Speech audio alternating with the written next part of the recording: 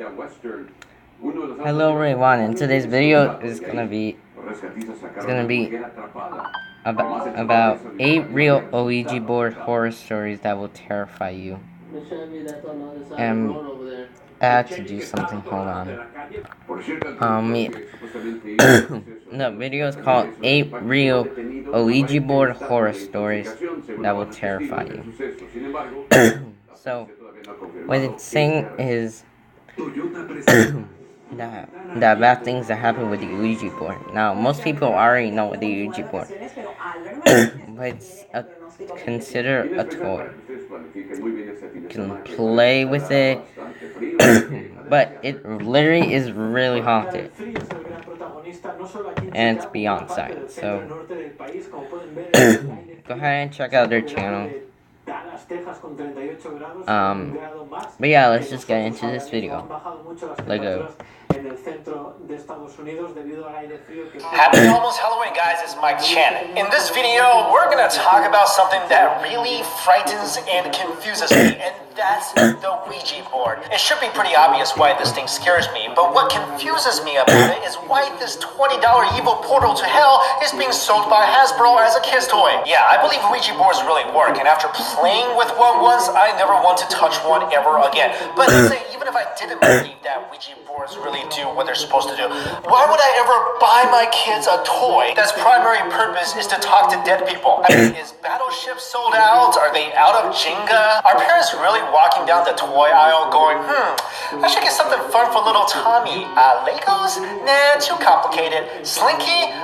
Too simple. Oh, wait a minute. Here's a toy that lets you communicate with the dead. That sounds like something that wouldn't damage Tommy for life. And for those of you out there who don't think that the Ouija board is just a toy, and there's a lot of you, you are entitled to your opinion. But in this video, we have collected a number of real-life stories of people's experiences with the Ouija board, and at the end of the video, I'm going to tell you my own creepy Ouija board story so you can judge for yourself. Again, these are supposed to be real-life Ouija board stories, and they are creepy, so take this chance right now to maybe turn on some lights, check under the bed, and to make sure you're not near any mirrors, because, come on, mirrors are kind of creepy, and you don't want anything to come out and get you. This first story comes from someone posting on Reddit that said that when one of her friends found a Ouija board in her attic, they started playing with it and asked who they were speaking to. The board spelled out Gemma Jane. Her friend was adopted, so she didn't know much about her biological family, but later she found out that her biological grandmother died that very morning while they were playing with the Ouija board, and her name was Gemma Jane Parham. This next story was from a man who said that when he was a teenager, he had a friend who mentioned that she had a Ouija board, so he asked her to bring it out so they could play with it. At first, she was reluctant, but eventually relented as long as she did not have to participate. So after she set the board up, the man asked, "Is there anyone in here?"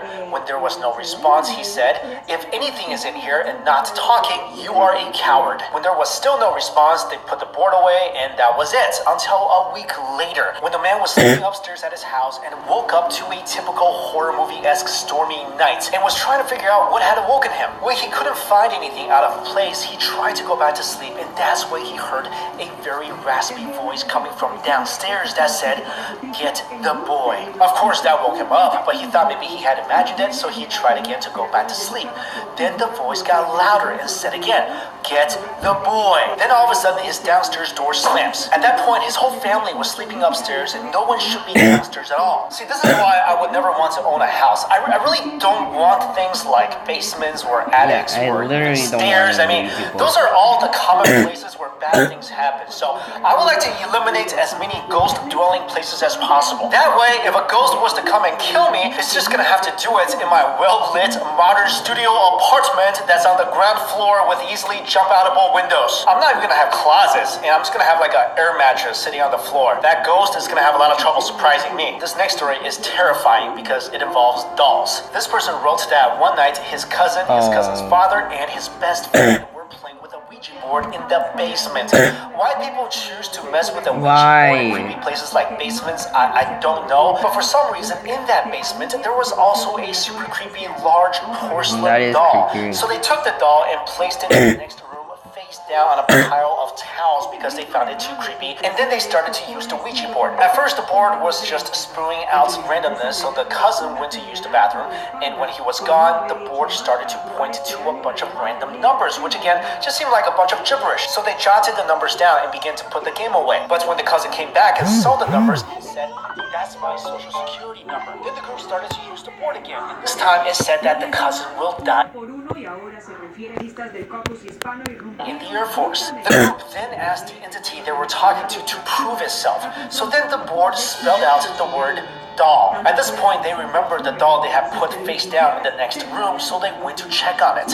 When they opened the door, they saw that the doll was standing right in front of the door, staring right at them. I don't really understand these guys because, okay, basements are creepy. So creepy. Old dolls are creepier. But then you decide the best place to mess with a Ouija board is in a basement with a creepy old doll. These guys are like the people in horror movies that hear a little kid crying in the attic of a deserted, spooky-looking house and goes to investigate. Come on, guys, kids don't hang out at creepy old attics. There's no Wi-Fi. This next story was posted on Reddit by a person who said that when she was little, her mom took out a Ouija board and asked if she and her brother would like to play with it. So they started to play, and the mom tried to contact George, a friend of hers that had recently gone missing for about a month or so. And when they asked who they were speaking to, George's name was spelled out. And when the mom tried to confirm if that was her friend, he said yes. And at this point, the mom was very upset and asked him where he was. And he said, "Right behind you." Okay, no, he didn't say that, but that would have been way creepier, right? What he actually said through the Ouija board is that he was in a lake.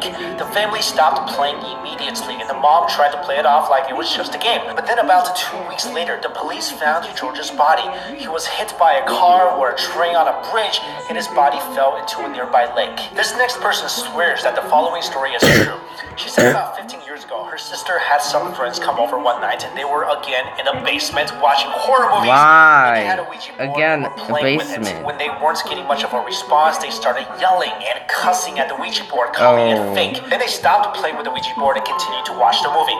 All of a sudden, the electricity goes out. Of course, the TV shuts off. That's bad. Then the TV comes back on, but this time it was just static and noise. At this point, the girls were all basically peeing their pants. Then the TV turns off and comes back on once more, but the screen was blank with the words, "This is not a game anymore," rolling across the screen in all white. Then the TV shuts off one last time. This following story was posted by a girl who said that when she was in high school in 1986, she had a friend named Johnny who was suffering from a serious illness.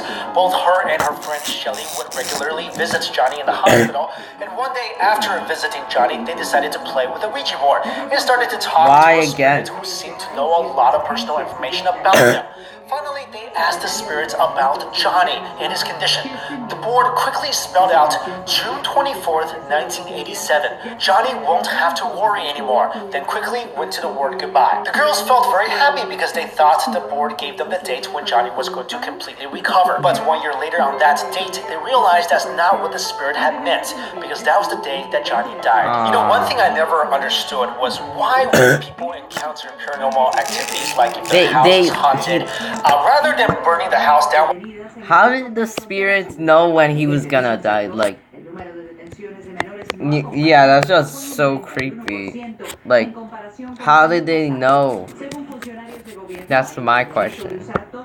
But I'll keep on going. Holding fire and moving away. You get a Ouija board and try to talk to the ghosts. What, you think you can reason with them? You think ghosts want to negotiate? What do you think they want? Your Count Dracula cereal? They want to kill you! So in this next story, a person named Josie said that she got the Ouija board after months of harmless paranormal activity in her house. When she contacted something, the planchette started doing figure eights across the board, which basically means someone or something is trying to come out of the board, or that something demonic was there. She quickly put the board away and didn't touch it for months. But then for some reason, she took it out once again and asked where the spirit was in the room.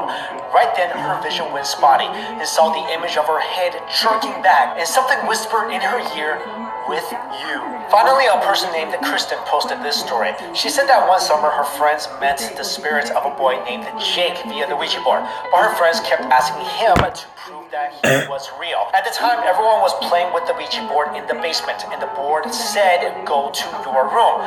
When they got to Kristen's room, they saw that crayons were knocked all over the floor, and the notebook was laying open on the bed with the name Jake scrawled out in huge letters. You know, like I said, I would never play with a Ouija board ever again, but if I did, it certainly wouldn't be in some basement. If I ever did, for some reason, play with a Ouija board again, I would literally do it in broad sunny daylight in an outdoor table in Times Square, New York. So if a ghost or demon does show up, it's probably gonna get hit by a car. So on to my own personal Ouija board story. This was junior year in college, and I went to a school named Truman State University, and I was taking a course over winter break there, so there was really nobody on campus except for me and a few of my friends. And I was taking a class called Parapsychology and Hypnosis, where the professor was talking about Ouija boards. So we decided, a few of us decided that it'd be kind of fun to play with it ourselves. And we didn't really want to play with it indoors in anyone's particular room because we were kind of freaked out about this whole thing. So we went outside of one of the dormitories and we were on the grass and we laid out the board.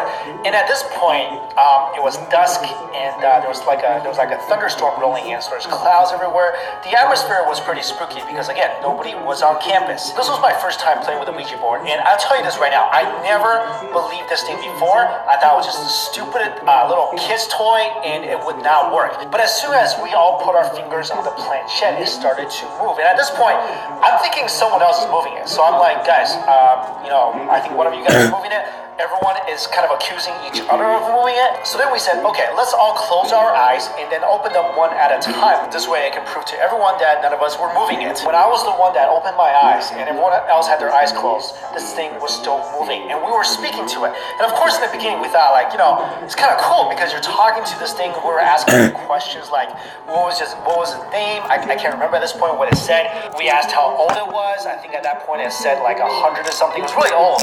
And we're just asking all these random questions about our lives. It seemed to know like really detailed information about our lives. And then we asked it if it was good or evil, and it went to good, so we were like, oh thank God. And then for some reason, I kid you guys this not, the board started to shake. Like it just started vibrating. We're like, what? I mean, there's no earthquakes, it's Missouri. At that time we were all accusing each other of making the board shake, or maybe it was the wind or something, but I'm telling you guys, that was not my friends, that was not the wind, that thing just started shaking. And I was most scared after that whole experience because then we all went back to our dorms and I was the RA, so I was in the dormitory all by myself. So the whole building, I was the only one in there. And my friends put the Ouija board under my bed and just left. That was probably one of the few times I slept with the lights on because literally I couldn't get much sleep. I was just so freaked out, terrified the whole night. Luckily, I was on the first floor. I was literally planning in my head that if anything comes. Okay, so he was just telling a story about how he was playing with the Ouija board, and honestly at first I thought it was called the Luigi board because I thought it said Luigi, but it's Ouija board. Yeah, like don't guys, if you plan to play with an Ouija board, please don't, because those things are so creepy and they're not a kid's toy. Yeah, they're not a kid's toy. It's just a literally creepy toy that wants to haunt you for the rest of your life. Yeah. So I'm gonna end off right there. I hope you guys enjoyed it, and I'll see you guys next time. Bye.